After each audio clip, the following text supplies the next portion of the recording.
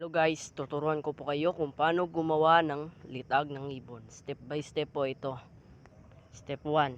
Dapat nyong ilagay yung mahaba nyong kawayan dito. Dapat nakaganito. Dapat nakaganito yan. Ang step 2 naman nating gawin ay kumuha lang po tayo ng ganito.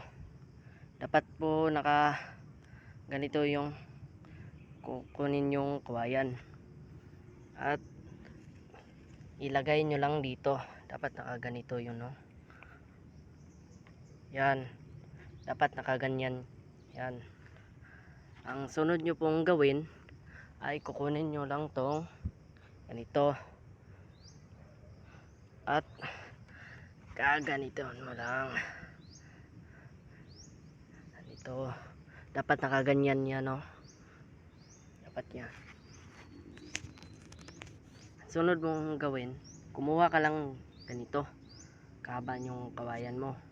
Kayo na pong bahala kung gaano kahaba yung kukunin yung kawayan. Yan. Dapat meron tong ganito para di siya maano sa kanyang lagayan.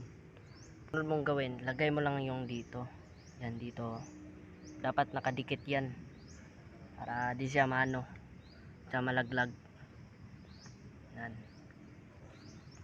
Ang sunod mong gawin, kumuha ka lang nito, ganito kahaba. Ganito. Ilagay mo lang dito. Kayo na pong bahala kung magkano yung ilalagay mo dito. Yan. Dapat nakaganyan. Yan. Yan. Yan lang po.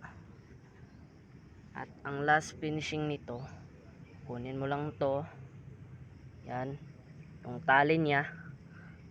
Yan. At gaganyan mo lang. Parang pabilog.